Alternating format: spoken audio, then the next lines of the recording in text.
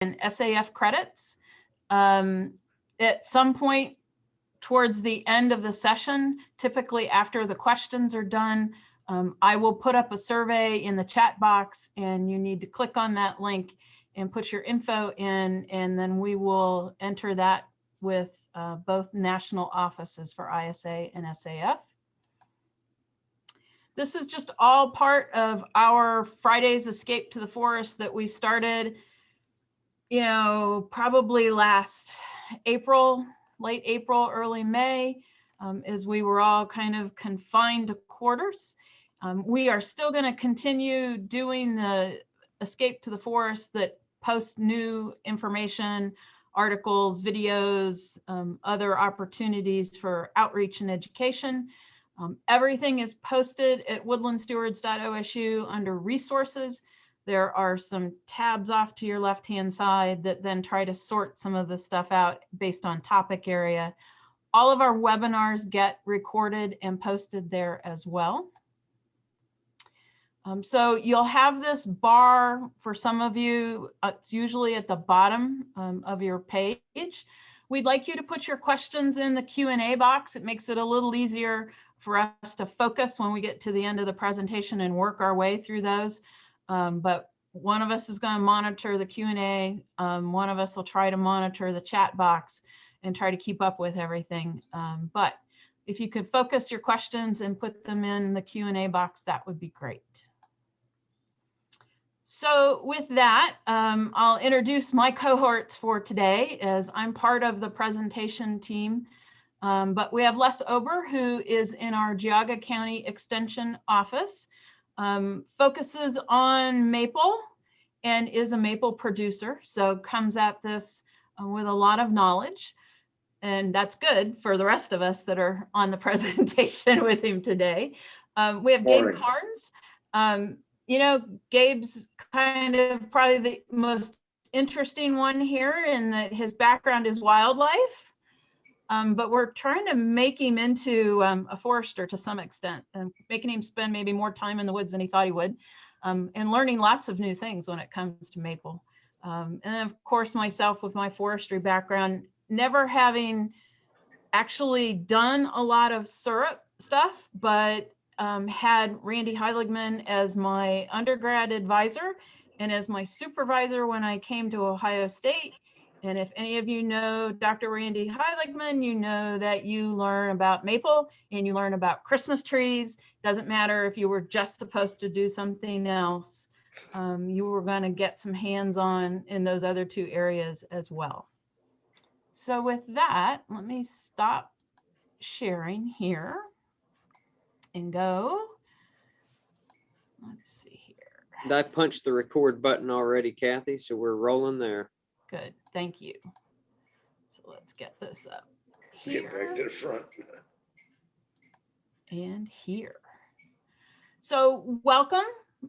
This was one that actually Les kind of put out there on the table for us and said, can we do something like Maple 101? And I was looking for a way to fit it in. So from trees to table, right? You take the stuff out of the tree and eventually it ends up on your table, hopefully, in some shape or form, whether that's syrup or candy or sugar or whatever else. So we're going to cover a lot of material, some of it more in depth where you're talking about making syrup, but I'm going to add some background to some of that. So history-wise, we know that, you know, our indigenous people, our Native Americans, here, Canada, I mean, depending on which history, you know, you click on, they utilized maple in a variety of ways, but of course, they didn't have buckets, so to speak. They didn't have spiles to begin with. And so you'll see, as you go back through some of the history, where they had wooden bowls that they put hot rocks in order to boil down that sap into something that they used for cooking. So very primitive compared to what we're doing today. But I wanted to highlight there are some things, and there's one individual here. We're going to talk a little bit about DM Cook. He was from Mansfield, Ohio, and constructed what was considered the first evaporator pan that was used for both maple and sorghum processing. There's kind of an interesting little video clip that talks about, you know, how he got started, and he did a lot of different things. His spaceship is one that I learned about here as I was looking through some of the history. But 1860, we're looking at peak maple production for the US. And look at those numbers, 40 million pounds of sugar, 1.6 million gallons of syrup from 23 states that reported to USDA. What you see here in the bar chart is the 2018 production in gallons. You can kind of see where the states sit, with Ohio being, you know, kind of 2/3 of the way down, I suppose. But understand every year, those production numbers will change. We were just talking about how this may be a short season for us. We know that some of our folks in West Virginia and Kentucky have been done for a little while for a variety of reasons. So numbers change every year, and we need to realize that not every year is going to be a bumper crop. So you can kind of see that that's where our syrup production peaked. But since 1980, Canada has really put out the syrup. You know, we don't have the same forest makeup, I would say, you know, huge acres where folks can tap thousands and thousands. We have some very large producers in the state, but Canada definitely is pushing this forward. You can think back to some of the historical images here. These guys are using kettles over an open flame to try to boil down. And I want you to think about how difficult, because you got to keep your eye on it, because it will quickly go from one stage to another if you're not paying attention. And so this was a very time-consuming process that they had to deal with.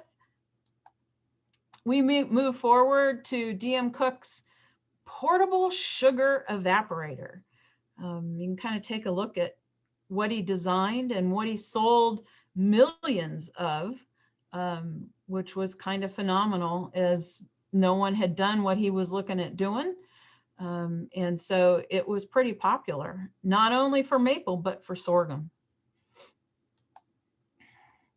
And then we also in Hudson, Ohio, had G.H. Grimm, who kind of took that into what is today's current format of evaporators. And you can see some images here in the historical marker. And so realize that Ohio has had a pretty rich history as we move maybe technology forward into different areas of making maple. To today, what a maple evaporator may look like. I don't know what Mr. Cook would think about this contraption, but I'm certain he would be pretty amazed from what he brainstormed and created, and how it's evolved into what we use today as a modern sugar operation. We had some other patents that I've just highlighted a few here. Think about it. What did you do before you had metal spouts? Well, you had to use something made out of wood.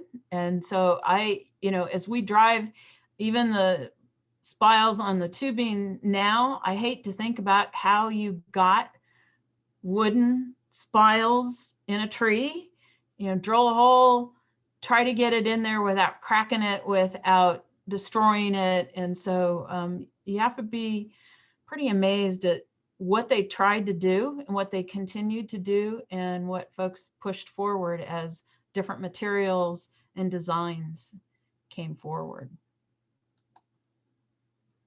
So then we get into technology, and I think this is one of those areas where I find when we talk about today's maple syrup, folks are just amazed at that there's technology involved. It's not just boiling, that there's technology that also can go with that. So think about it, in the 70s, we had an energy shortage, the energy crunch, and so we needed to improve efficiency. Tubing systems were introduced as part of trying to combat some labor costs. Reverse osmosis machines were created to extract a boatload of water from the sap so that it took less time and less fuel to boil it down to the right consistency. Today we use vacuum pumps that actually pull the sap from the tree, which is something fascinating to watch. And also, as some of us were talking this morning, the technology allows a producer, if you're in a big enough arena, to monitor their system. So you got it on vacuum. It can be monitored from your computer or your smartphone. So we have these lovely little sensors at the end of our main lines. We have a sugar bush. I probably should step back one step and say we have a sugar bush on the OSU Mansfield campus that is used for research and production. That production monies comes back and goes into scholarships and research and things like that. But we have 6 main lines, as you can see on this sensor map. There's one of these at the end of each line. And this is from my smartphone. So I can pull up those lines and the colors tell me, which line is showing good vacuum, which lines have some issues. What it does is it hopefully focuses the efforts when you go out into the woods. It's like, hey, line 6 has some problems. We need to go walk that. So it's kind of phenomenal that we can move into that technological. And I added this morning just so this is from my computer. So I can monitor from my computer system at home, and it too shows me, this is the dashboard that shows me where everything is, what the sensors are looking like. We have a collection tank out in the parking lot. I can click on that and it'll tell me how much of the tank has sap in it. So we can monitor things from long distances and not have to be in the woods with hands on all the time.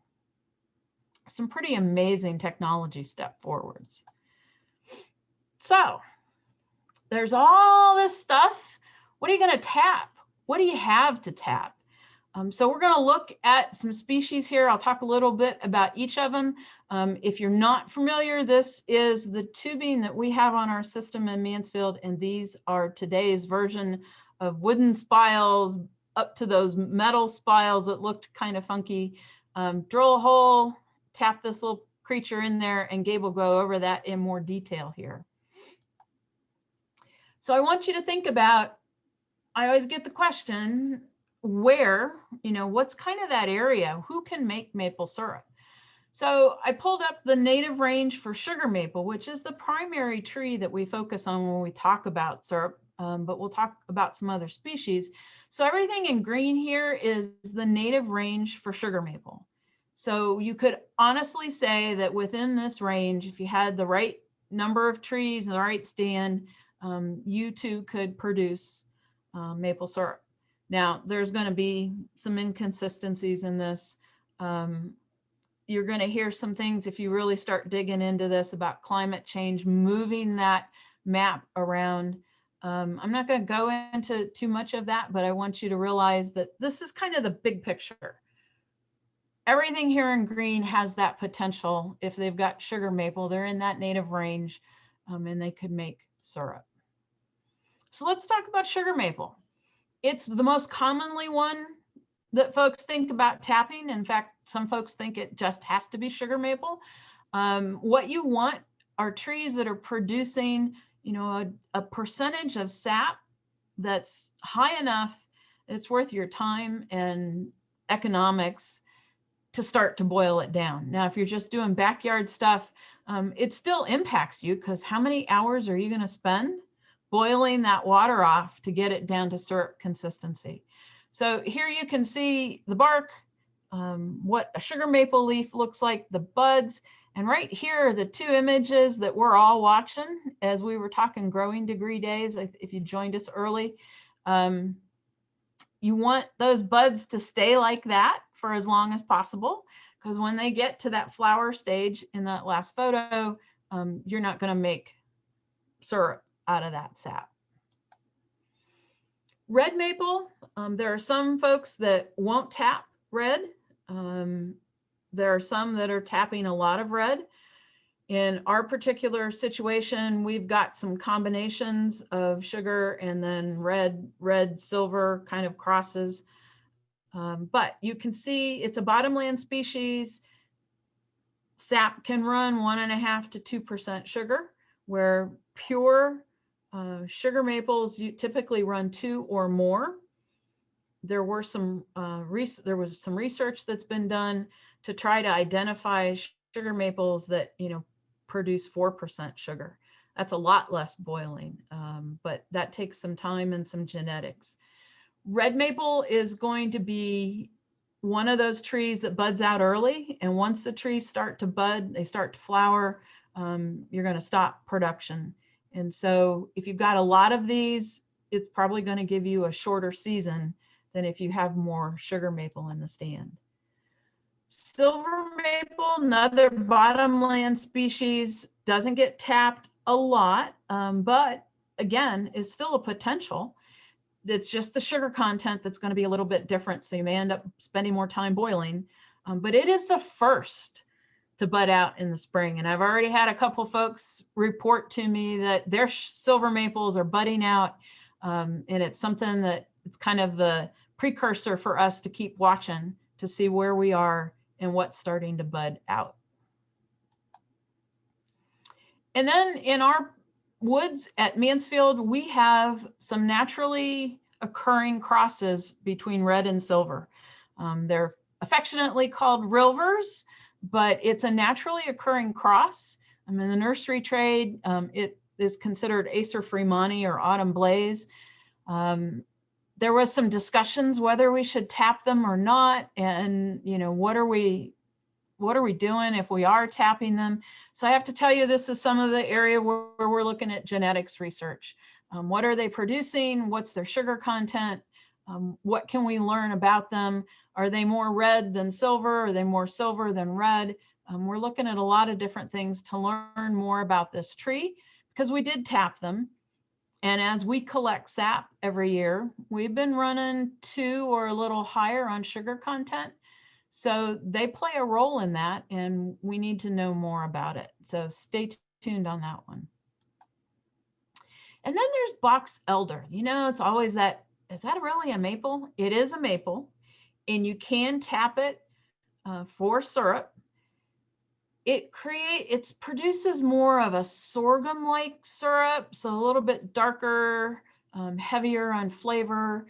I've had some folks send me pictures that in Canada, it is sometimes sold as Manitoba maple syrup. And I always laugh that Manitoba maple syrup is a good marketing tool because it sounds a whole lot better than box elder maple syrup.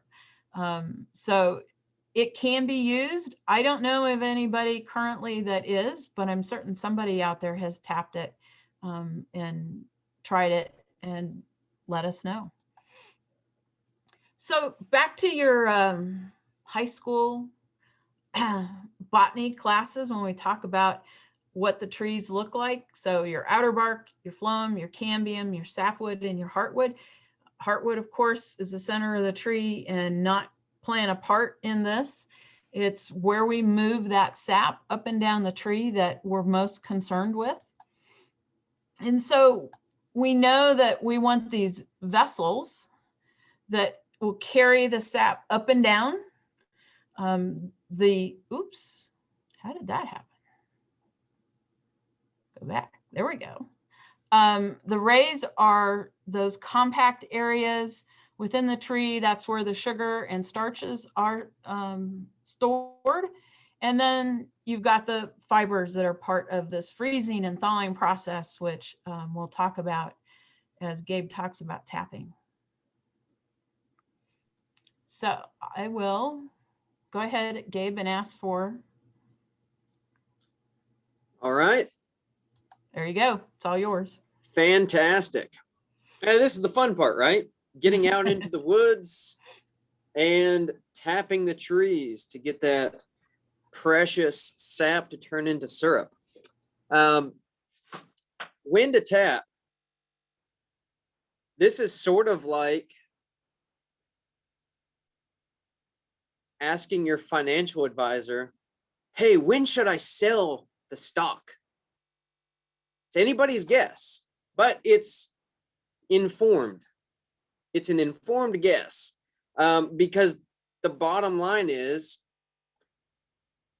weathermen, weatherwomen are not always perfect in their predictions. And Mother Nature really calls the shots for when optimal tapping time is. But generally speaking, it's going to start sometime in late January through February. And then once tapped, the sap flow should continue on through March. But again, exact timing is going to depend on weather. And as we'll see in a moment, it's critical that temperatures are frequently falling below 32 degrees Fahrenheit to get a hard freeze, and then going up above freezing into the low to mid 40s during the day to get a relatively fast thaw, which really drives optimal sap flow. Now, the interesting thing about this year is that if you're a gambler, you might have tapped early. We had some warm days. I know they're really difficult to remember those warm days back in January. It got so cold for so long, but we had a bit of a warm stretch and some producers were enticed to tap. Now, again, Mother Nature calling the shots as things drop down into our cold, cold February. Many of those producers likely were forced to re-tap their trees because a month, 5 weeks, 6 weeks of inactivity, that tree had opportunity to seal up those tap holes. So they gambled. Sometimes you win, sometimes you lose. This was a year where the early tappers probably lost out and it cost them some labor and expense on the back end. Let's see if I can advance the slides here. All right. So this is an excellent slide. And at top right, you've got what is a pretty clever visual to describe what is going on. As the temperatures warm, as they rise above freezing, the tree actually will develop a positive pressure that is pushing sap. And what you've got is a PSI gauge that is literally threaded into the tree.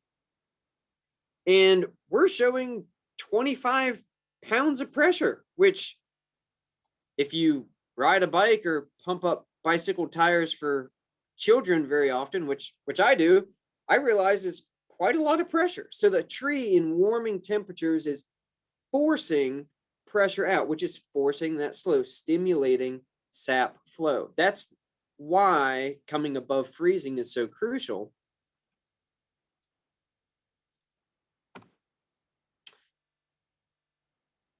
But dropping back below freezing is what achieves what I'd like to call a recharge.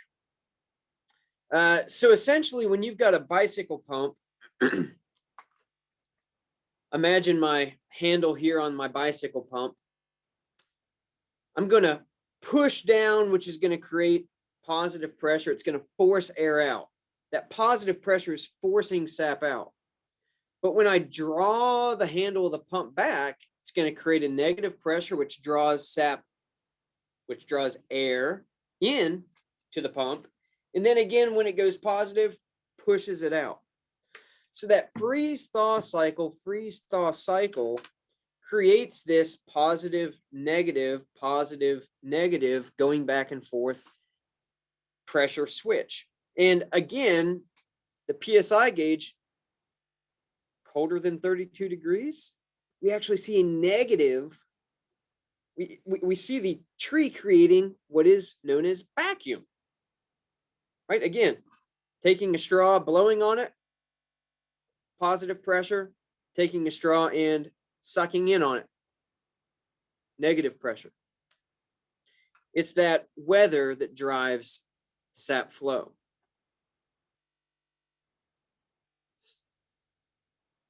Got some animations here to show that. All right. As a beginning maple tapper, chances are you're not going to go straight to the greatest and latest technology. More likely that we'll be starting with something like buckets or bags. Here you can see the galvanized buckets of days gone by. It's recommended that we use poly buckets, which are food grade. Some of the galvanized stuff has trace lead levels in them. So it's recommended that you go with a more modern type of bucket. But the main point of this slide is to show that when you tap a tree and rely on gravity for that sap to flow out of your spout and into the bucket, there's a pretty confined up the tree region directly above the spout where that sap is funneling out of.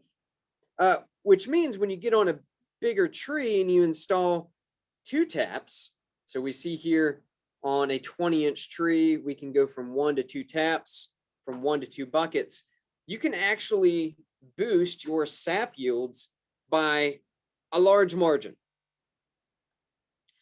This in contrast to the technological advances with vacuum.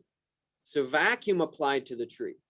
And here you can see that yes, sap is still coming downhill into the spout region, but that vacuum is also pulling that sap in from around the tree, from below the spout. And the consequence is when you add a second tap under vacuum, you do not get the same large observable increase in yield because that vacuum is doing a lot of the around the tree and below the spout and above the spout work already. So you're not going to expect to see those large gains with vacuum. Now, trees are clever indeed in just the way that you will see your blood coagulate and clot around a wound to shut down flow. And right, that's something you can observe in a matter of minutes. A tree, when we put a tap hole in, will heal itself and fairly quickly. We call that process compartmentalization. And it essentially, the tree will wall off those conductive vessels leading to the tap hole. And you'll get a column, which you can see here. You'll get a column of non-conductive wood. In other words, the wood around that tap hole above and below will no longer conduct sap. So compartmentalization. And what you're seeing here is a tap hole that is 25, 30 years old. You can see the additional years of growth stacked onto this tree. So this is a cross section. Pretty interesting to see that compartmentalization. Now, this is looking at a tree just like you would stand beside a tree and stare at it. This next photo, a stump, is the bird's eye view after it's been cut down. And here you can see this radial pattern of 21 or 22 compartmentalized tap holes. You can see that through time, the producer has gone around the tree. But what is important to point out here is that as more and more tap holes accumulate, more and more compartmentalization occurs. There's more and more wood that is non-conductive, which means this.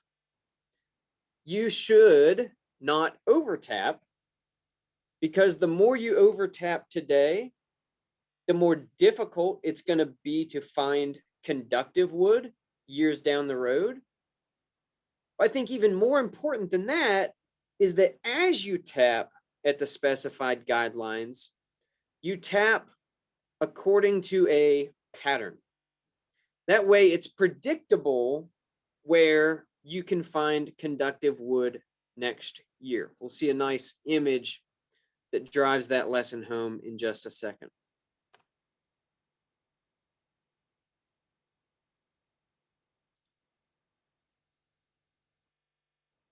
So to tap or not to tap, these are a couple of trees from the Mansfield Woods.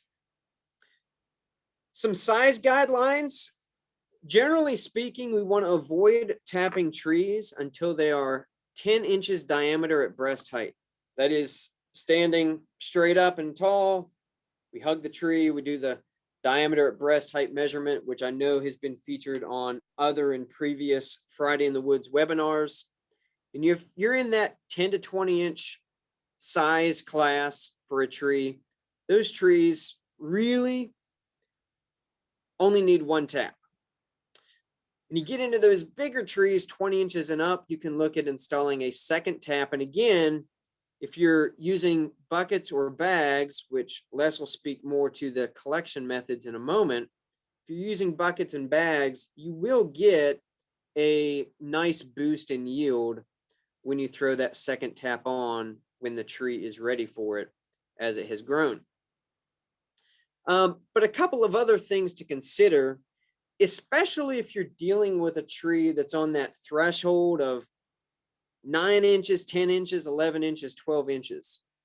If you've got a 10-inch diameter tree, which just barely makes the cut, but it's got sort of a weak crown, or perhaps last year there was some sort of a insect pest or disease that stressed your trees, or perhaps a prolonged drought, which put, again, those trees that are on that threshold, maybe perhaps a little bit leaning towards, this is a tough existence I'm eking out.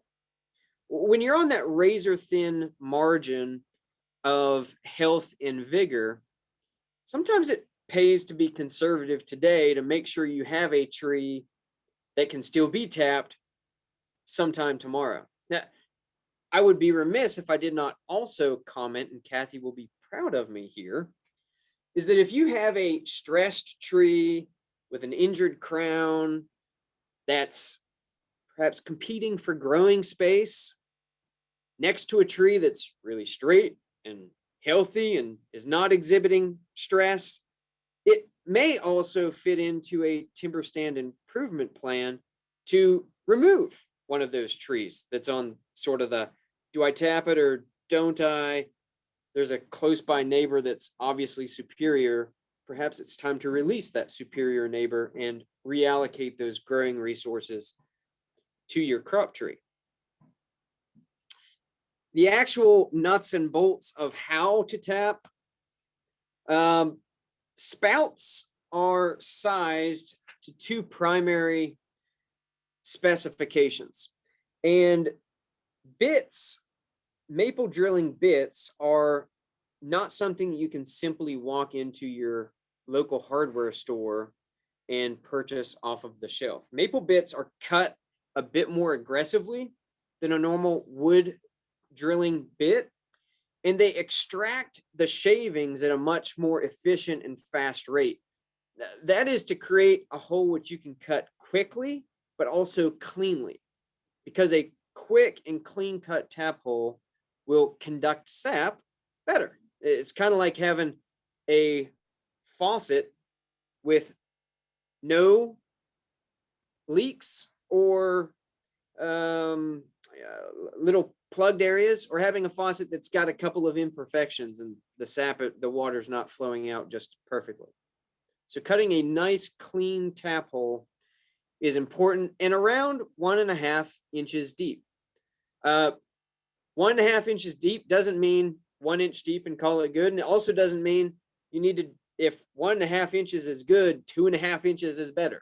No, you're really aiming for that 1.5 inch mark.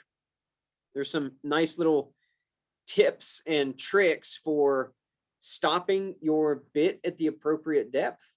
The cheapest way to do it, and it works pretty darn good, is to wrap electrical tape around the base of the bit, and that will essentially stop the bit at the appropriate depth.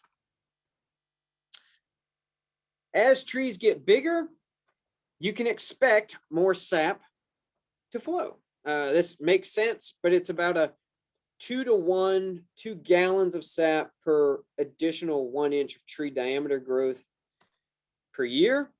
And again, for a 10 or 12 or 14-inch tree, in fact, for a 20 or a 22 or a 24-inch tree, vacuum will get more sap in your sugar house than simply relying on gravity. And that makes sense. One last point to make on this slide, and it's pretty pertinent for maple beginners, because often maple beginners will begin in their backyard where their trees are likely open grown. They're not crowded into the forest with a lot of competing neighbors. Or perhaps you're there washing dishes at your kitchen sink and you look out in the backyard and you see several maples along the back edge of the lawn. Again, on one side, those trees are open grown. You can expect the sap sugar content to actually be sweeter for those open grown trees, which is something to consider, especially if you only plan to put out 3 or 4 or 8 or 10 taps. You can target those trees that look like they might have the advantage with regards to how sweet the sap is right out of the gate. Here's that tapping pattern that I mentioned earlier. This is what we employ at the Mansfield Maple Woods. We go 6 inches down, 3 inches across. Next year, we'll go 6 inches up, 3 inches across. The year after that, we'll go 6 inches down, 3 inches across. Kind of like stitching in sewing. Again, it's predictable. If you can find one tap hole, you can, based on the pattern, find or at least infer where last year's would have been if the tree did such a phenomenal job at healing the tap hole that it's difficult to see. This is one small word of caution here. This spout was likely slightly overdriven, which means the spout was tapped into the tree just a bit harder than it should have been. And you can see that slight crack formed that is a sign of probably one less strike from the tapping hammer, and it would have been just perfect. All right, courtesy of your next speaker of the morning, here's a short little video, less demonstrating how to tap a tree.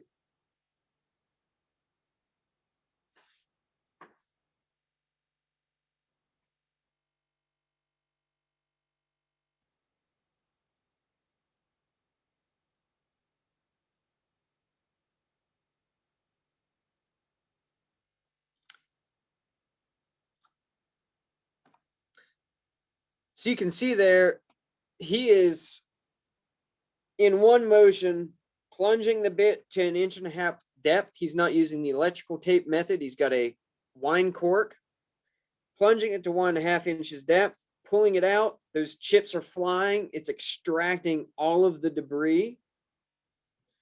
And then setting that spout and gently tapping until you hear a change in pitch, which tells you that the spout is properly seated. And Les, I'm going to turn it over to you. So I'm giving up the remote control.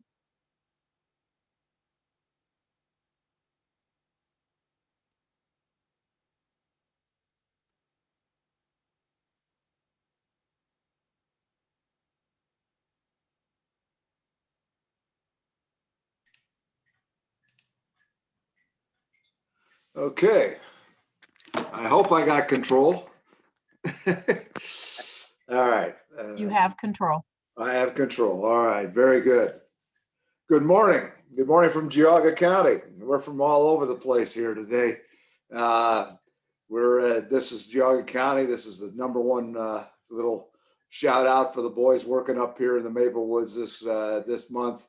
We're the #1 producing county, maple syrup producing county in the state. We make 25% of the maple that we've got. Today, we want to talk about collection methods, and we want to take it all the way through boiling. Because, you know, we've tapped a tree, and Gabe did a marvelous job explaining how we tap trees. And, you know, I'm sure that when we get through with this, we're going to have a ton of questions, and we're going to have enough time to answer, I hope, most of them. All right, what are we going to do here? Once we set the bucket, we want to make sure if we use a bucket, we have a cover on it. We don't want rainwater getting into it. Or you can use bags, or you can use a tubing system or tubing coming into a bucket. And we'll show you a couple variations of that. The important thing here is to always use something that is food grade and to avoid using the older buckets. Older buckets were made, they're galvanized, that's a lead process. And probably the #1 way of getting lead into syrup is to store it in galvanized drums, which you never want to do. And the other way of doing it is to have buckets out in the woods or a storage tank that's made of galvanized material. We encourage you not to use that, to use containers that are plastic or whatever that are food grade. And I'll stress this all the way through the process. Bags are great. They're easy to do. A lot of them, you can throw them away at the end of the season, buy new bags. They're not that expensive, or clean them out real good and store them where they don't mold. But remember, you got a 2% sugar here. When this sap comes out of this tree, it's 2% sugar. That is subject to bacterial action. Sap coming from the tree is absolutely sterile. The minute it hits that orifice where we've cut that hole and there's air can get to it, along comes the bacteria. And bacteria is your #1, or microbes, I would say. Let me back that up a little bit. It's not all bacteria. There's fungi involved in this too. So we ought to call them microbes to be correct. Okay, all right. Here's the other suggestion would be to run a tube down into a 5-gallon bucket. And here you can see that. This one right here, if you look at the screen on my right, is 5/16 tubing. This is 3/16 tubing. You probably, if you've been on any of the maple chat rooms, you've heard the difference in it. They use this up in the high country where they have 30 feet of fall to obtain without using a pump on it. That's not what we're looking at here.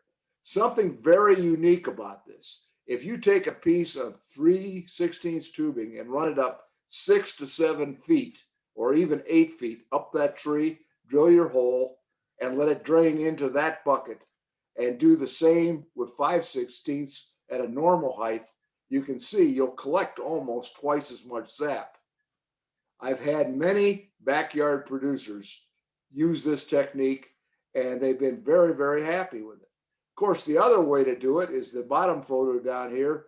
You've got it coming right off the tree and into a bucket. That makes it relatively easy. You can also hook multiple trees together and drain into a tote or something like that, or a plastic container at the end of 2 or 3 or 4 trees. It's all subject to whatever you want to do, however you want to go about collecting. It all works the same. Okay, again, I stress very, very clearly that we do not want to have anything but food grade. Velvet ice, whoops, wait a minute. Gotta go back now. We back that up, Kathy? Yeah, I got control, right? So, yeah. Food grade, velvet ice cream, okay. Tidy Cat, not so much. We don't want to go to Tidy Cat. That's not a good plastic to use. It's recycled plastic. It's that we use in processes today. And these containers are clearly marked as recycled. Okay, now we'll go on to the next one. This is a tubing system. This is, I think, in Mansfield, and this is one of our systems down there. You can get really involved in this, but for the backyard producer, I don't see this happening immediately, but it's nice to look at it. If you get a chance to get out on one of the tours And yes, this weekend, tomorrow and Sunday, you can get out on the Ohio Maple Madness Tour and visit local sugar bushes. Excellent thing to do. Just go on the Ohio Maple Producers Association website and get a download on where the tours are being held. Okay, now we brought it in. Now we're going to collect the sap. We've got it. We're bringing it in out of the woods. We're either bringing it in buckets or whatever. And we've got a this is a visual of the releaser and everything when we use on our tubing systems. But this is not what you'll probably end up doing as backyard producers. There you go. You can see that the sap pouring in into the tank there at Mansfield and making that good Ohio State syrup. This is none of the number one questions that comes up. When I would say maybe next to the boiling, this is I would say number 2. How can I keep sap? How can I keep sap cold? Store as long as you can, and as long as it's available, store your sap in a snow bank. Keep it banked up with snow that might be in the yard, but that doesn't last. And I've had questions, how long can I store syrup? All right, again, 2% sugar, subject to microbial activity that eventually will destroy the quality of the sap to the point where it cannot be boiled. You cannot really realistically keep sap for more than 24 to 36 hours if it is not cooled in some way.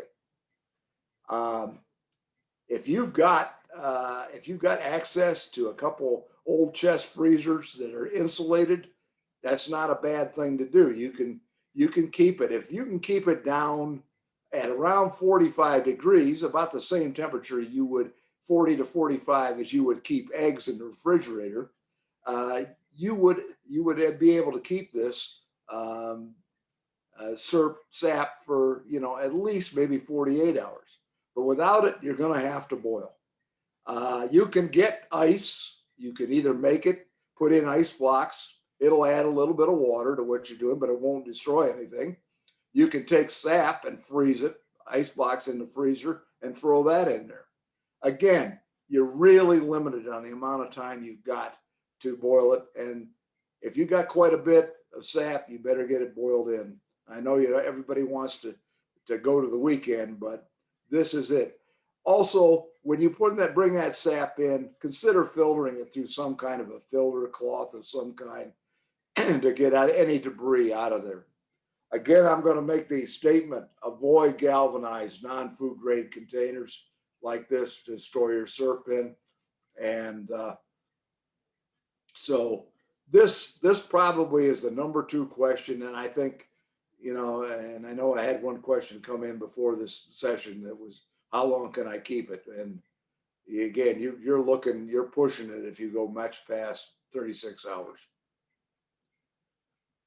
How much sap does it take to make a gallon of pure maple syrup?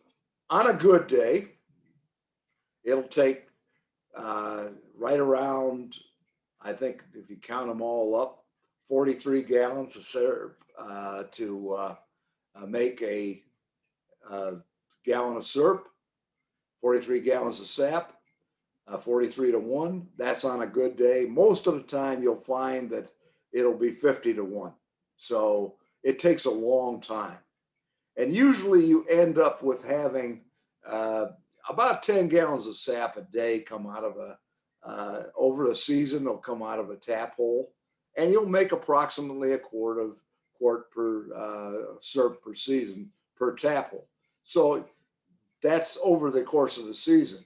During a day on a good run, most of your buckets are 3-gallon buckets.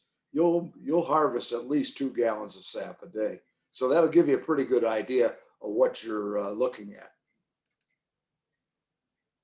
There is a rule that we call the Jones Rule of 86. You can find this in the maple syrup manual, or you can look it up online. It's very simple. You just take the X being the percentage of sugar, content of your sap, divide that into 86, and you will come up with a number of gallons of syrup that you will need to make 1 gallon of syrup out of your particular trees. Some trees, 2%, some trees, 2.5%, some trees, 1.5%. You never know, and it varies from one part of the season to the other. How to boil your sap. This is where we get into now the part where this is the fun part. You stacked up all the wood, you got yourself a pan, and you're going out there and you're starting to think about how to get this boiled down. And for most of you that have never done this, you don't know what you're getting into, but I'll tell you, by this time, you are so addicted to this thing. You have been bitten by the maple syrup bug, which once it's like a disease that there is no cure. Once you get into this, you really can't. And I mean, I've been at it for over 40 years, and I can tell you there's no cure for it. But let's go ahead and talk a little bit about syrup, where we got to get it to, where to make it maple syrup. Maple syrup is 66% sugar. We refer to it as bricks, but because maple syrup is 98% sugar, we just simply say we have to get syrup above 66% sugar, somewhere between 66 and 69. And, we get very precise when we sell it on a commercial basis. But for the backyarder, if you can get it between 66 and 69, you've got it. When we talk about the percentage of sugar, we're talking about the density of the syrup. Keep that in mind, because when we get down to grading, we're talking about density, we're talking about color, and we're talking about flavor and also clarity. So what is a brix? As I told you, it's the density of syrup, and because syrup is 98% sugar, that's fine. Okay, another question, common question. My syrup will not store. I've left it out. Whoops. I don't know why that's doing that. All right, let's go back here. My syrup is too thin. It's too low in density. The syrup will not be shelf stable if it's below 66. It will be subject to ferment and mold over time. And depending on how far below 66 it is, it's down 63, 64, it's probably going to ferment and mold rather quickly. If it's right on the edge, you might be able to keep it in a refrigerator and not have any problems, but it is not shelf stable below 66% sugar. My syrup is too thick. I'm getting crystals in the bottom of my container. There's no penalty for thick syrup, and there really is no penalty for sugar crystals because your children, your kids are going to really love those things. You just pound the thing on the container if it's not glass, a plastic container, loosen those up, and those are, give them to the kids. It's perfectly safe. Nothing is spoiled with that product. And the reason for that is the thicker the syrup is, it has a tendency to crystallize. When we make maple candy, we push the temperature of that syrup real high, probably 20 degrees higher than we would at syrup, and we accelerate the crystallization process to make maple candy and maple sugar. So it's part of the process, but as you move up the ladder and get closer to 69, you find yourself you're getting more sugar in the bottom of the container. Nothing to worry about. Oops. Yes, okay. I don't know what we got going on here, but I'll be darned. I'm going to have to go back through here and take a look at these options again.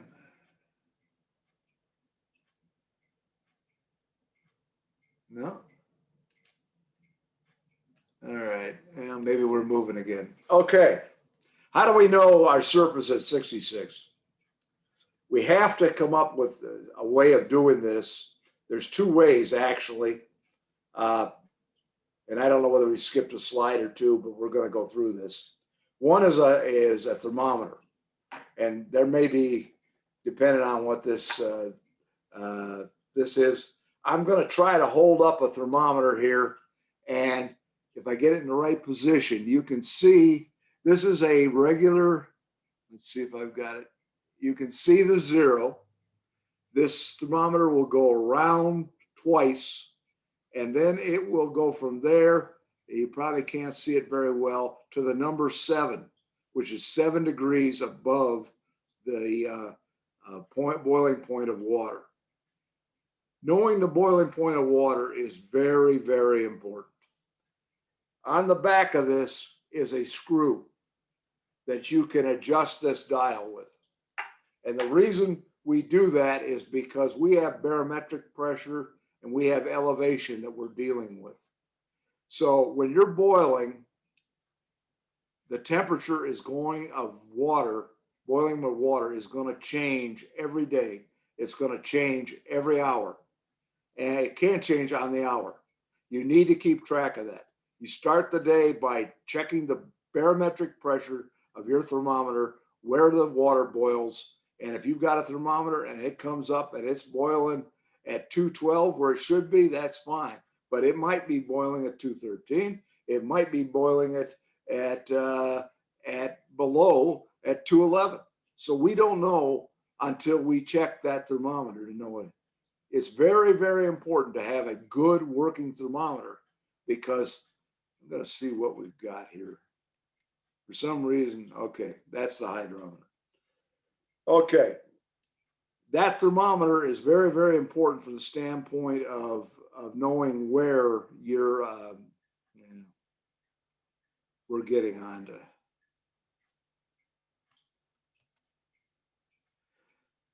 This thing is, I don't know what's going on with this presentation here. We're having a little technical difficulty. All right. We know that we're at the right gauge, and so we're taking the SERP off at the right place. When we, let's see if I can get this. Okay. We use a hydrometer. Now I've got, for the sake of not making a mess that I would regret later, we're using a hydrometer here to, and I've got water in it. So this hydrometer is down. If this was actually SERP, this hydrometer would come up and you'll see a red line, a top red line. It clearly says hot test. You want that red line to sit right on right on the meniscus, or the level of that liquid. So it's going to go like this, and I don't know whether you can see it or not, but it's going to be on this particular one is about 59 on the, that's not important. That red line is important. It can come up a little bit and you're going to have a little bit thicker SERP. But if it's down here around 30, you've got SERP that's going to come off at a lower density, and that's not exactly what you want. So those are the two instruments that you really need to have. You need to have to make SERP. And we're getting along pretty good now on time, and we need to bring through that. So we've got a recipe for making pure maple syrup. We talked about how we judge the temperatures, so forth. We want to boil. We want to start. Sap's going to boil at 212. And when the temperature gets close to 213, we slowly add more sap. So in other words, you've got a container with sap, and now you keep adding to your pan. And once your thermometer test says you got 213, you add more sap. Now you can heat that. In the picture there, you'll see a kettle. he's heating that sap up. It's going to get up around 180, 200 degrees. If you put cold sap into that single pan, you're going to kill the boil. Every time you kill the boil, that brings it down. That means you got to come up and down, up and down. That causes darkening and changes the flavor of your syrup. Maintain a constant boil until all your sap has come through. You've gotten rid of all the sap that you've got stored. Boil that down to approximately, let's see, you want to boil that down to around 215 degrees, somewhere in that neighborhood. At that point, kill your fire, take what's in that pan and take it inside and finish it off on the stove. A lot of guys like to finish it on the evaporator. They might finish it in a turkey fryer, or have a pan outside on a stove out there or on the grill. Makes no difference. You need to have it in a position where you can constantly watch that temperature. Once that temperature hits 7 degrees above the boiling point of water, you got syrup. After that, you got a mess. It will go immediately, boil right down, burn a pan. I mean, there's bad things happen when syrup goes too long on a burner. You probably, more than likely, if you're doing this long enough, you will experience that. You will have, occasionally, you'll notice that everything foams over. Have a little container with a little bit of canola oil. Canola oil is organic, and add a little bit, just a touch to your pan. It'll bring that foam right down. If you have, at the end of the day, you got to clean it up. Use 5% home distilled vinegar to clean your pans. Put water in there, let them warm up, put hot water in, put in some vinegar, and how much ever you need for solution to clean your pan. Again, turkey fryer, great way to start. Filtering. Use regular, get a hold of it. First thing you need to do is identify where you can get maple supplies. Bits, hydrometer, thermometers, and filters. Do not try to filter this with a coffee filter. Do not use cloth that has been put through a detergent in your washing machine. These are only to be cleaned out with hot water. Do not, you can rinse them out, you can clean them out, you can reuse them, but never use any kind of detergent or chemical when you're cleaning your filters. Here's an example. When you're all done, said and done, you got the product you want, heat it back up to 180 degrees and put it in your container. That's where you got. I think we're right at 11 o'clock, but I'm going to go an extra 5 minutes because I want to touch on a couple things that I think are very, very important. Again, a lot of times, when does the season end? That is essentially where we're at. Once these buds start to pop like this, this is where we end it for sure. That's the end of it. That will produce buddy syrup. You will know it. If you boil it, you'll never forget it. It has a strong stench that will actually, if you're in a sugar house, you'll think something died. If you taste it, it's going to taste like a Tootsie Roll, like chocolate or something like that. It's not going to have an off taste. If you taste syrup that has been acted by bacteria, which by the time you get to the end of the season, you got 60, 70 degree days, that bacterial level begins to rise to the point where this syrup begins to thicken. In other words, those colonies explode. That syrup begins to thicken. It will actually, you can boil syrup at the end of the season and watch it climb right. You take it and pour it out of a container, it will climb right back in. We call that ropey syrup. You will not forget the taste of sour sap syrup. It is just absolutely putrid. It's bitter. It's disgusting. And the reason for this is the fact that, you've got a microbial load. So, keep everything clean. And if you got cold weather ahead, just clean everything up. Just get everything cleaned down. You probably can go on. But if you got dirt in the woods and so forth, of course, trees, if they've been tapped a long time, are going to heal over and they're not going to run like they did. Basically, we need bacteria. If we don't have bacteria in the syrup, we won't get the color, we won't get the flavor. When we add heat to bacteria, that is short, the syrup is 100% sucrose, and what happens is it changes that sucrose over to glucose, fructose, and as that begins to evolve and you put heat to it, you get the darkening, the caramelization, and the flavor to it. And that's what it's a lot like the way we get potato chips. It's the sugar in the potato that when we put the heat to them, it darkens the chip. Okay, let's continue on. There's a bud. That's what you're looking. Once that's broke and you've got buds like that, don't be fooled. Red maples look like that. They look like they're popping buds all the time. But if you're working with red maples, you want to see that extension of that bud. That's bud break right there. That's beginning to flower right there.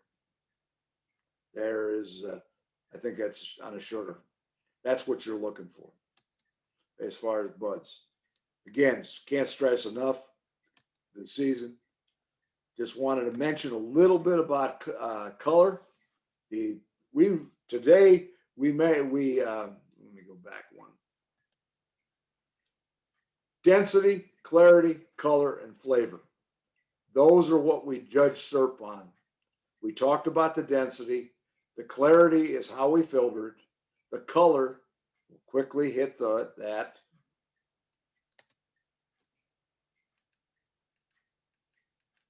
We use a color comparator. And here is one right in front of you. And you're not going to be able to see this. But what you do with this is you put it between two comparators. In this case, it is darker than that. Than this one right there, which is your amber. And it is not as dark as this, as the one on the, this would be this one here, which is, this sample here is dark robust. So it's somewhere in between. And that's the way you use a color comparator.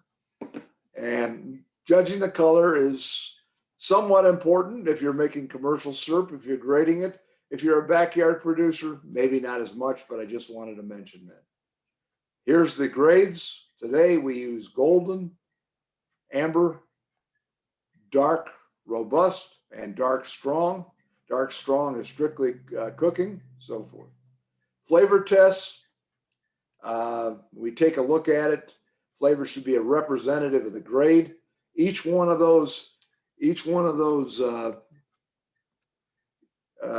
colors has a descriptor on it that will just clearly describe the what that syrup should taste like. Again, let's get carried away. Representative grade, no off flavors. There is definitely regional differences, and often is very subjective when we take a look at flavors.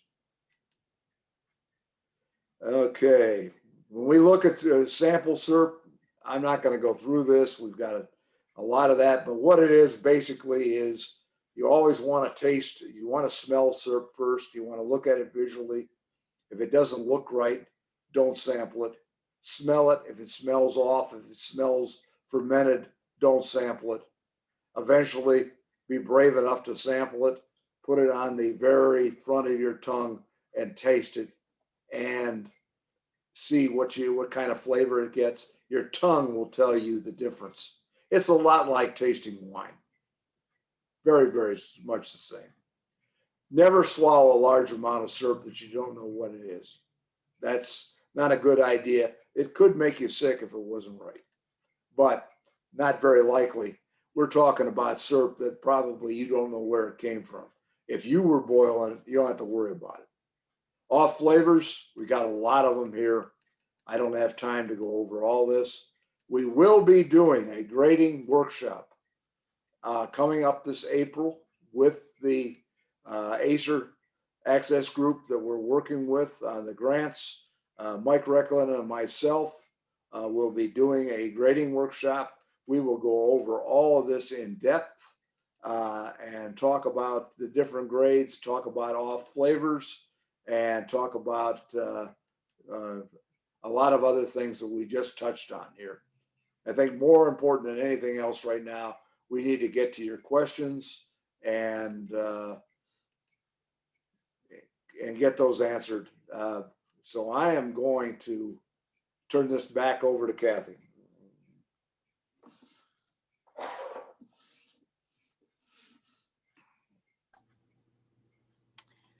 Okay, Les, you got to give me back. Do I have to give it back to you? I can stop it. There we go. Okay, so to finish up, I'm going to go over some resources so that you know kind of what's out there for you to grasp onto. Les talked a little bit about this, but we have a fairly new hobby maple syrup production fact sheet that is online. You can access, and we'll walk you through a lot of what we talked about today. Let's see here. We have another one that is posted, and I've got the link here for the Woodland Stewards website where both of these are posted. If you want to make maple candy and other confections, we do have a fact sheet for that one too. We also have one on selecting, storing, and serving Ohio maple syrup. So that is available if it's another area that you're looking for. There is a North American maple syrup producers manual. There are no longer hard copies in stock at OSU, but you can get a PDF version of this publication, and know that it is in the process of being updated.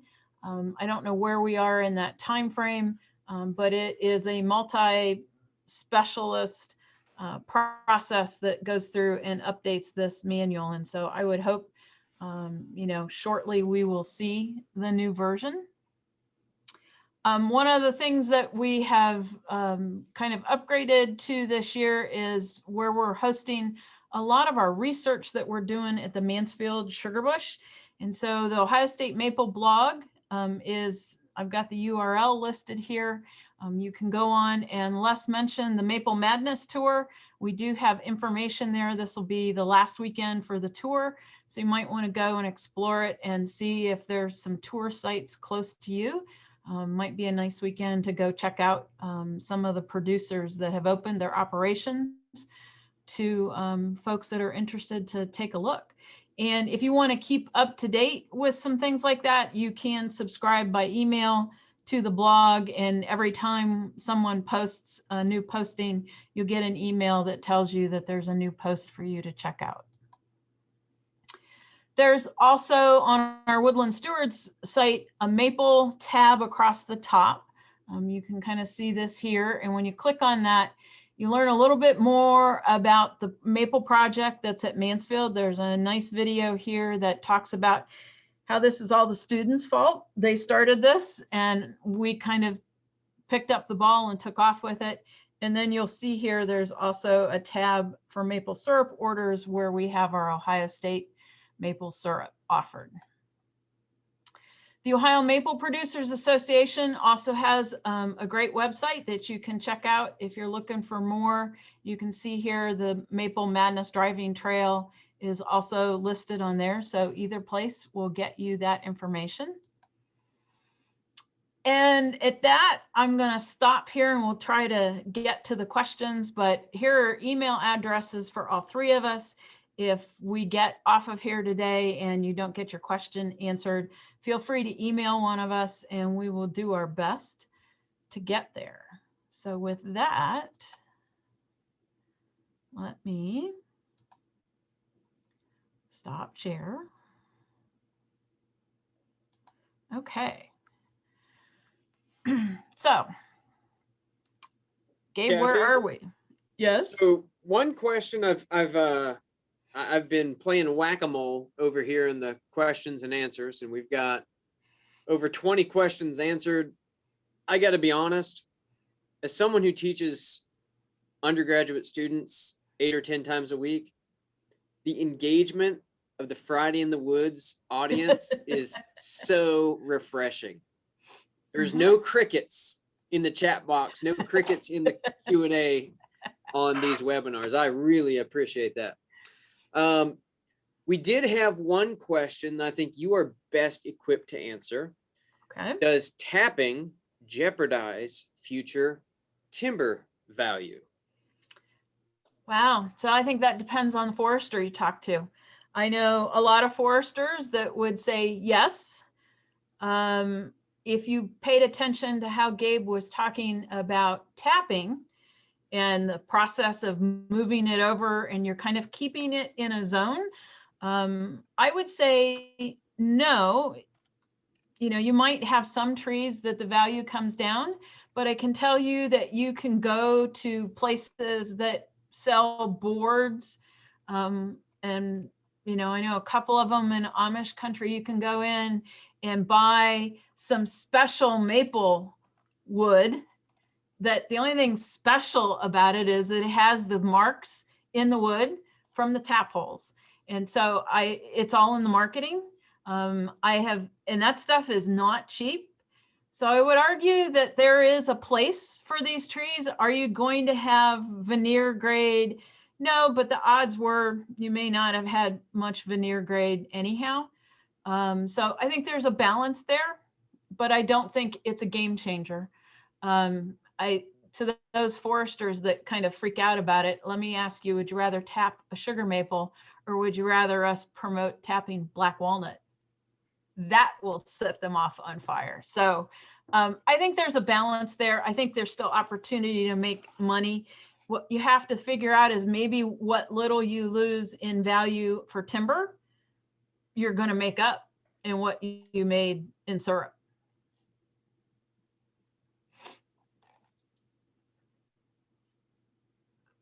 And then many of the questions that remain are boiling and finishing questions. All right. So I'll try to work from like most general questions and kind of narrow to a more specific point here. Could you describe what to do if your sap begins to boil over? Which I'm sure has never happened to anyone ever. No, it never happens. Happened to me the first day when I didn't have the defoamer working right. It looks like it's boiling over. It's actually forming, and I guess it's boiling over. It's just like a pot of oatmeal. You put too much heat on it, and it goes right out over the top. What happens there is you've got sugar boiling, and of course that causes a foam. And I did mention that we use something to bring that foam down. That could be anything from butter, bacon, anything like that, but we don't recommend doing that simply because some people have allergies to dairy products and so forth. So the safe way to go is, like I said, is just a touch of canola oil. And, you know, that is registered as organic for the organic producers, and it does a pretty good job. Caution, do not overuse it. It will show up, give your syrup a little greasy, little off flavor that you don't want in there. Good. Here's a fun question. Once the syrup ferments, can't I just make some liquor? Yes, you can. You're on your way to rum. No, actually, we had some syrup hit 64 64, well, actually, I don't know what happened to it, but it was for venting. I mean, in other words, we opened the drum and it went poosh. I had I could say it was Portside Distillery down in Cleveland. They're out of business now, so it doesn't make any difference. They made rum, and I said, hey, the guy that was working for me, he was a good friend, and he said, what do we do with this stuff? And he mentioned it to one of his friend that was owner in a distillery. He says, man, that's what we need. We're halfway home. And so that's exactly, yes, you can, without a question of a doubt. It can be made into spirits. Excellent. Got 3 or 4 questions asking about filtering out the sand. Having a hard time filtering out the sand. When I strain off the sand, the syrup temp drops down to 160 or so. Should I reheat it or just like a hot water bath? Always get sugar sand in the bottom of my jars. Sugar sand. Yeah, this is something I usually spend a lot more time on because of time constraints today. I did not go through the filtering process the way I normally do. During the process of boiling syrup, you boil out the minerals that are in that syrup, and that's the sand. We call it sugar sand. We call it, actually it's niter. That is the correct term for it. It has to be filtered. And it's a natural process. Depending on the woods, it can be greater in one woods, it can be greater in one part of the state. It can be, it just depends on your location, soil type. Everything is involved in this mineralized but it is the precipitation of the minerals out of the syrup caused by the boiling process. So that's why I stress that you need to get good filters. If you use a filter that is a cloth or something like that, or even if you just use a pre-filter, you would not get it out. We use a combination of Orlon filters and pre-filters, and it does an excellent job. And you see how I put that on the side of a container and use clothespins to hold it and then filtered through it. And I think that is a good way of getting it out. But remember, if you bring it inside and you boil it again, it's going to precipitate more sugar sand or niter out again. So it's going to have to be refiltered. And that may be where you ended up with the niter in the bottom of the container, because if you got it to a boil, that's why we say 185, no higher than 190 when we're packing syrup. 185 gets rid of any bacterial growth in that syrup. And if you put 185 degree syrup in a container and seal it tight so no air can get in, you should have syrup that'll keep for a long, long time. Excellent. I think these couple questions may be related.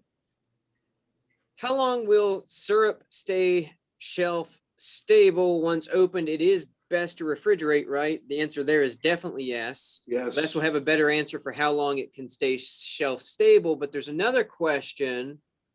Is there a way to save syrup that has gotten a thin layer on top in the bottles? Is it safe to reboil and rebottle? Okay.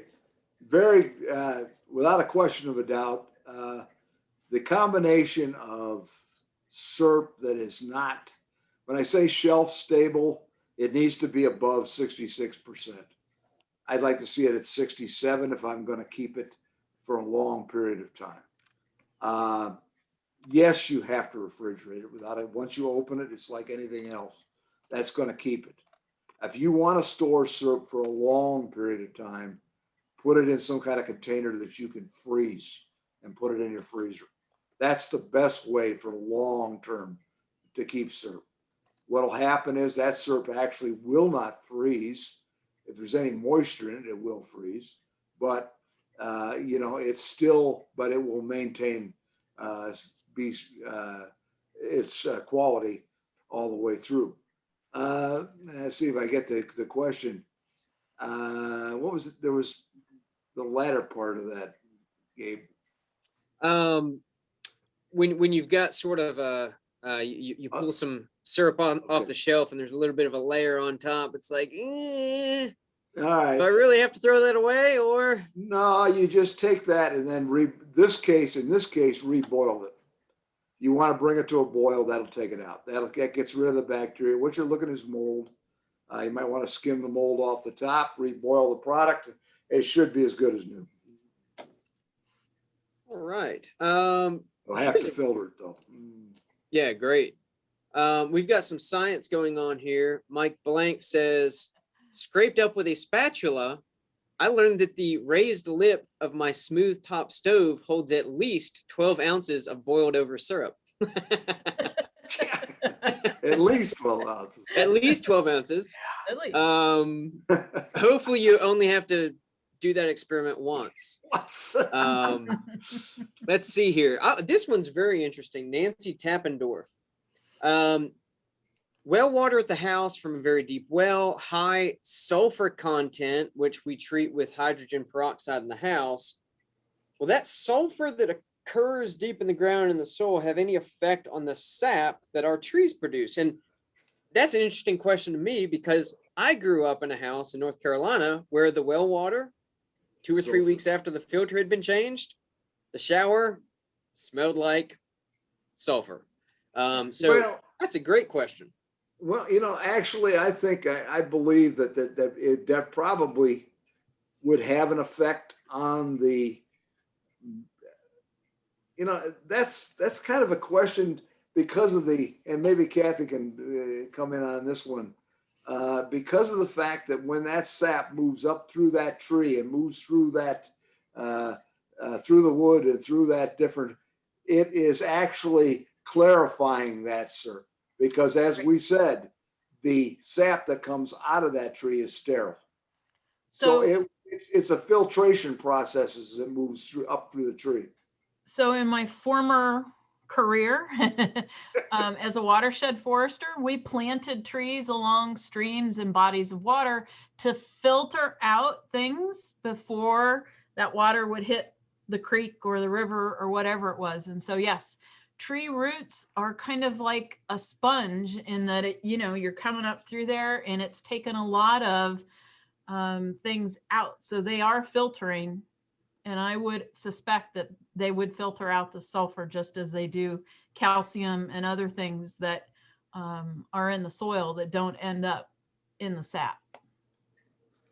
So your main minerals are, but there's these minute minerals that they can't filter out. Right. And that the only way that they'll come out is when you boil it and you precipitate them out. So there's chemistry involved. You got to understand that maple syrup production is not only it's chemistry, it's physics, it's especially working with tubing, it's microbiology, it's botany. It's everything. I've got a teacher in a senior class. For them to graduate, they got to make syrup in the spring. It brings everything they've learned for the last 4 years together in one project. I'll add Scott, our PA Scott, is on the chat, and he says he would also think the roots may not be deep enough to get into the sulfur. We got to make him a panelist and make him answer questions. Careful, Scott. You're going to work your way into Watch work. it, Scott. That's great. Another couple related questions. If sap sits past 36 hours uncooled, and obviously there's going to be some sort of a temperature threshold here that's unstated, will it grow mold or spoil somehow in just 36 hours? Evelyn asked, did I hear that I could freeze my sap before boiling it in order to preserve it longer? You actually don't have to just freeze it. You can, what they're doing now in Vermont and New York and some of the bigger sugar bushes, they're taking their sap, running it through an RO. And of course, you don't have to run it through an RO, but they're doing it. And they're putting it in a bulk tank, a milk bulk tank, and they're keeping it at 35 degrees. You keep it above the point of freezing, I would say 35, 40 degrees would be a good temperature. They can keep it for a week, and they're keeping concentrate that's coming off the RO. So in other words, they are taking it to about 20, 30% sugar before it goes into their evaporators. And the reason they're doing that is they only want to boil. They've got such a small amount, they can't be starting up those big evaporators until they're ready. At Procter, they boil once a week, so they can keep it a long time. If you keep sap in a refrigerator, and if you had a couple refrigerators that you could keep it in and keep it at 40 degrees, it wouldn't spoil any quicker than milk or anything like that. You can keep milk for a week. You don't have to worry about it. Same is true for maple sap. Both have sugars, lactose in one, sucrose in the other. So Good. One more question on sort of the processing end of things before we get back into some in the woods type questions. Maybe re-describe the difference between grade A and grade B syrup quickly for folks. all right. Grade A, what we have, they're all grade A down to, well, I can maybe stand this up here. You will notice that the light, look at the very, very light color of the delicate, as opposed to a little darker in the amber rich, and darker still when we get to dark robust. When we go beyond that, then it becomes dark strong. This was some we made last night, and it clearly is dark robust. It has not gone as dark as this. So what we're looking for, that's color comparative. But each one of those colors has a descriptive. Golden delicate. It is a taste that is a very, very, very slight maple flavor. It's sweet. A lot of people don't like this syrup as well because it just tastes sweet. You develop over time being able to enjoy that delicate, that first run syrup. This is when there's very little microbial activity in the woods. You first tap, and that's what shows up. The amber rich, that's where we get a little bit further along. All of a sudden, we start picking up a definite maple flavor, and yet it's got a very, very nice color to it. Very, very nice. When we get down to dark robust, then we're starting to get that real pronounced maple flavor that we really like to use in our cooking and bring it forward. You can use dark strong, but I'll tell you, dark robust is probably the #1 choice when it comes to cooking. The low end of dark robust. It gives a flavor, imparts a maple flavor that you really, really like. When you get down to the dark strong, it can be anything. I mean, that is saleable. And so it can be very, very strong. And I don't know that I completely answered that, but that's the grading system that we use today and how it's connected. When we do this, we use what we call a photospectrometry, and you'll notice that there's what they call a TC number on there. That is the breaks on the as far as the penetration of light on different. You're going to put more light through this than you are this. So that explains why those numbers. You'll see it on get a hold of a chart. Hopefully, we're going to have a consumer fact sheet out here pretty soon. And yeah, we're going to push that. Great. Kathy, can you confirm for me that there is no current source for the Ohio State Super Sweets? correct. Okay. So we still have the orchards, multiples around the state. The discussion now is, do we try to harvest some seeds and maybe have like Sechrist Arboretum grow some for us for sale? Those discussions are ongoing. I think there are some other states that may have some that they talk about, but for the Ohio, we don't have anybody that is selling them. Ohio State still has the orchard, so we do have the seed process, but it's going to take a little work to get back into that process.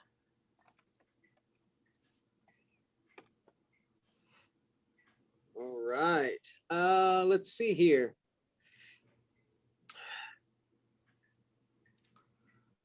Okay, I've Jane got a couple here Pestovich. that I wrote down on these questions that were Yes. submitted.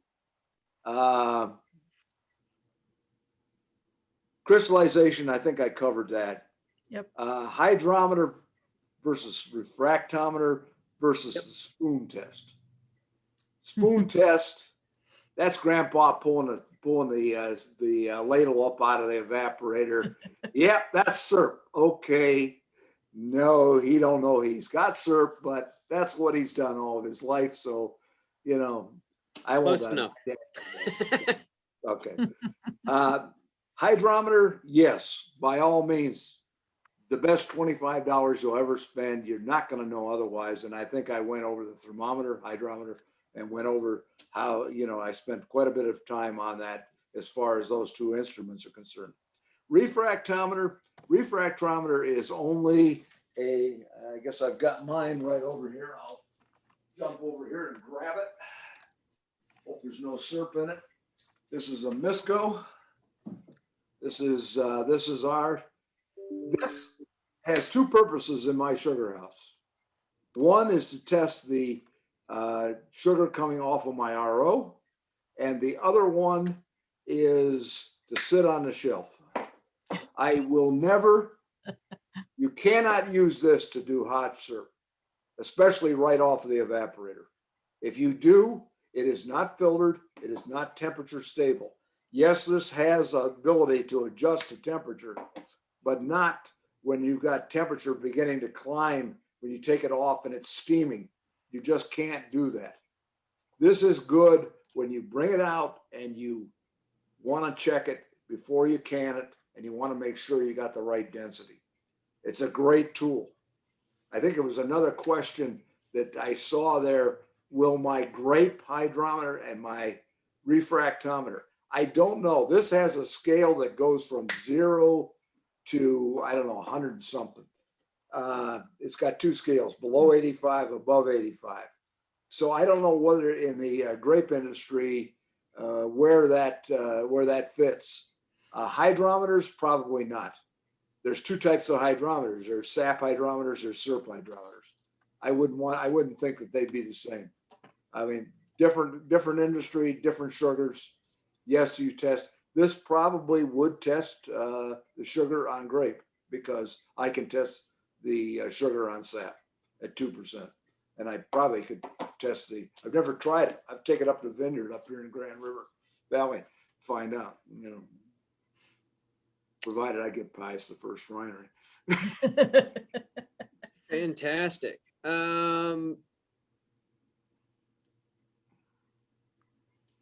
Here's an interesting one. Jane Pestovich asks, and I kind of like the way you're thinking here, Jane. To date, we have outsourced our boiling of the sap at Mansfield. That's exactly. Are there syrup producers in Ohio that will purchase my maple sap? Without a question of doubt. If somebody's making syrup in your area, they may not all do it, but they definitely, there's definitely a lot of them that do. We do. We have one guy that brings in syrup. Usually it's a 50-50 split. And it's coming off. Most of your people producers are going to put a few caveats on on syrup that they buy. Number one, it's got to be kept in good condition. In other words, you can't leave it sit around. It can't be left out where it's going to get heat up on you and so forth. Number two, they usually want you to use bags, food grade buckets, plastic buckets, or something like that. They're not going to take syrup from galvanized buckets or anything that's been stored in galvanized material, because of the fact that you can extract lead from that. And they're going to tell you that straight up front. They're going to say, this is it. And so they will measure it, and usually it goes through a tank. Probably the most accurate one is to use these totes if you're going to haul it in. These plastic totes that are calibrated, they're very accurate. and make sure you clean them out every day. But yes, they do. And if you find one, they'll be glad to, they may be glad. Some only do on a certain volume and so forth, but they're out there. And so you probably can find someone to do that. Be an interesting poll question for Ohio Maple Producers Association. Who's buying sap in the state of Ohio? We wouldn't have our Ohio State maple syrup if we didn't have a producer that big tank you saw at the beginning of the presentation is our 2,400 gallon sap tank. Some days he's making 3 trips over to pick up sap. So like Les says, 50-50 split, a little bit in his case for travel.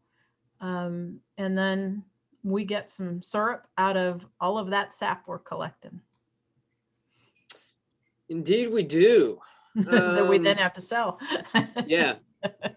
A couple of good comments popped up.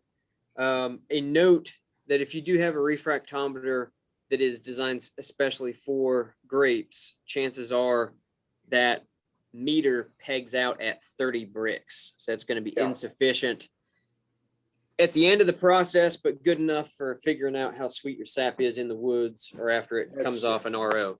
That's like the one that Eric Draper's got in his Absolutely office. He uses it for various fruit juices and stuff like that. And fruit. Check the bricks on fruit. So here's a question that I've been putting off because I'm not sure I want to take a more in-depth stab at the explanation. But Robin says, I'm still curious about why cold temperatures create negative pressure and warmer temperatures create positive pressure. What exactly is going on inside that tree to create that phenomenon? Kathy, you're sort of the one I would look at first, since you are supposedly the tree expert. See if you can deliver on your title here. But I'm not the maple expert in this trio sitting here. You know, one of the things that we talk about with trees is how if you're trying to do some timber stand improvement stuff and you're applying herbicides, you know, things have to get down through and out to the roots. So there's a process that trees function when they're moving sap and moving things up and down the tree. The cold temperatures, just think about it as kind of contracting when you think about cold and hot. So the tree starts to freeze, which is what we want. And so it contracts and kind of pulls everything in.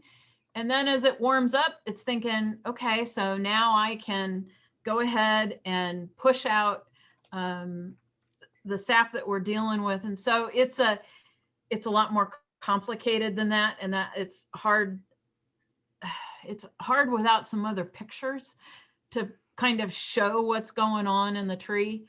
But it's really kind of a contraction and then, you know, releasing that pressure that it pulled in as it tried to, I don't want to say save everything, but it's that contraction that the cold weather causes it to do. And then the warm weather opens it back up.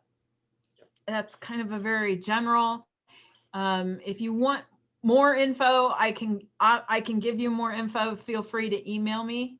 And I can put that in with some pictures that I think would help explain the process better. And I just posted a link. I would encourage you.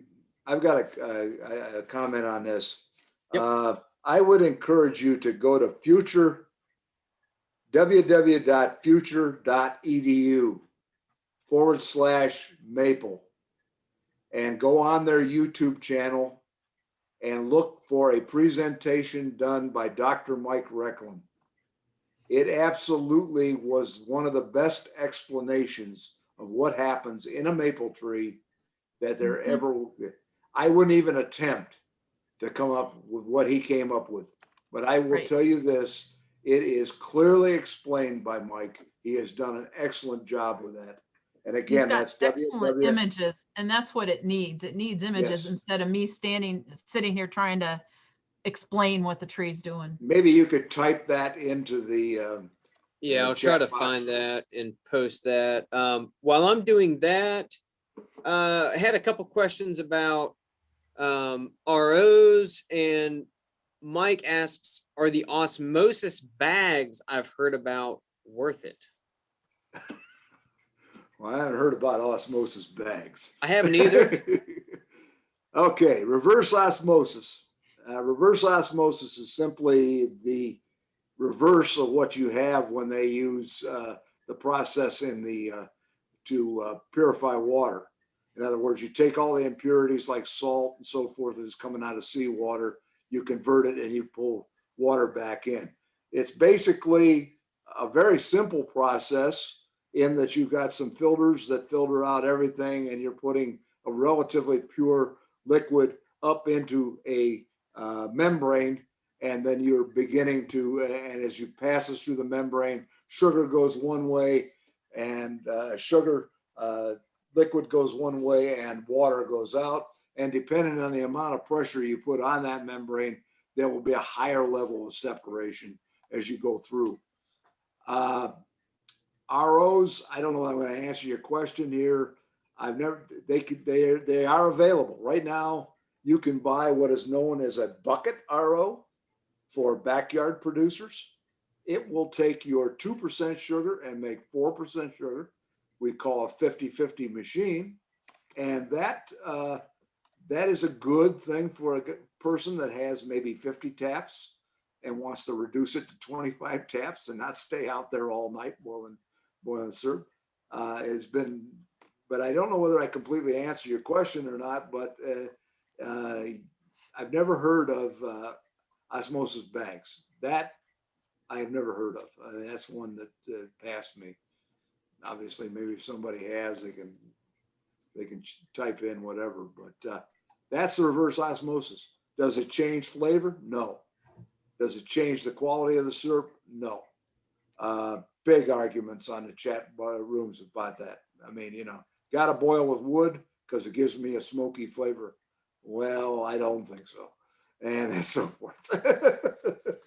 We'll go from there. I don't know whether that answered the question or not. But yeah. Kathy, would you mind sharing in the extension publication for Maple Beginners for Nancy into the Q&A box? Yep, I can do that. Great, thanks. And then, I've been putting off the anonymous attendee. Make various kinds of berry schnapps. Oh.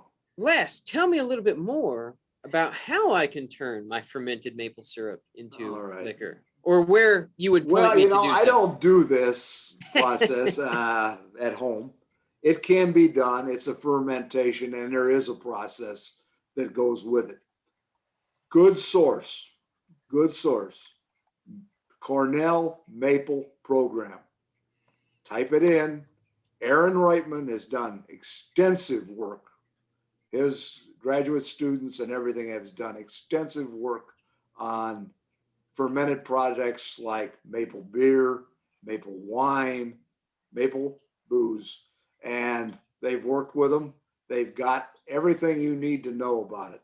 I mean, he has done probably about 4 years work for that. So that is the Cornell Maple Program. You put that in there, that will take you to it. That'll take you to their home site, and then you just work your way through the prompts as you go through it.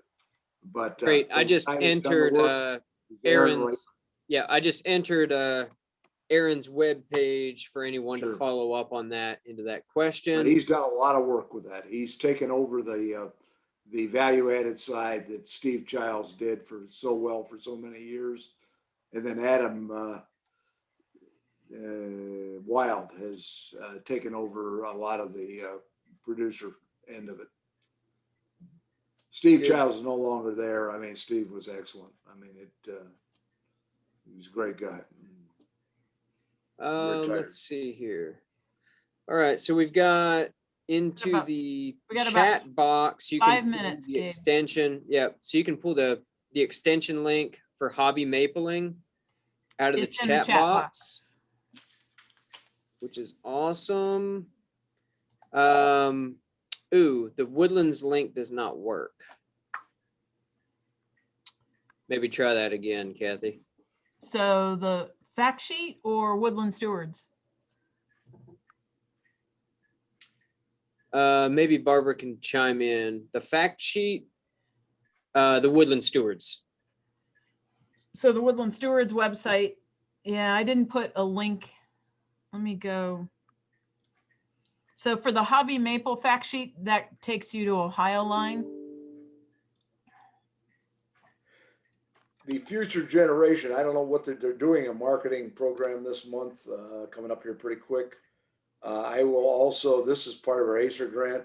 In April, we haven't really set the date yet. Mike and I are going to be doing a grading workshop, and we're going to be doing all things grading. And we're going to be handing off, hopefully this is the kickoff for what's going to be a series of grading workshops. I'm going to get one as soon as we get our freedom back and we can get out on and doing one-on-ones. And I hope that comes sooner than later. At least by this fall, we're going to be doing at least 2 or 3 grading workshops talking about this, and which we will put it out there. But I'm going to move ahead with that as quick as I can, because we've been a long time without a grading workshop in the state of Ohio, and we need to get back on track. So, but in the beginning time, that www.futures./maple will get you, future generation site will get you there for that, and you can register for that. They should be taking that right around the 1st of April. Registrations will open up for that. Just resent that link for Mike Reckland's explanation of the positive and negative pressure. We're down to 2 questions left. Hopefully a quick one from Evelyn. Filtering. Do you do it first with just the sap and then a second time after it's boiled? Most important is after it's boiled. Sap is just to keep the crud that might have got in there, just to keep the crickets out, the mice, the flying squirrels, that kind of thing. You want to just get that. It just leaves anything else that gets in there, flies at the end of the season. That's not the important one. Is doing the filtering after you get through boiling and when you get it finished out. Perfect. All right, and last but not least, unless of course someone sticks another question in here.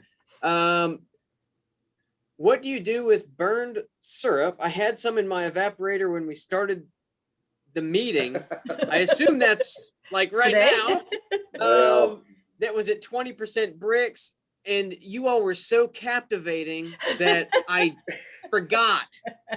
I'm paraphrasing there. Looks like I'll be cleaning up and starting the next batch after we finish.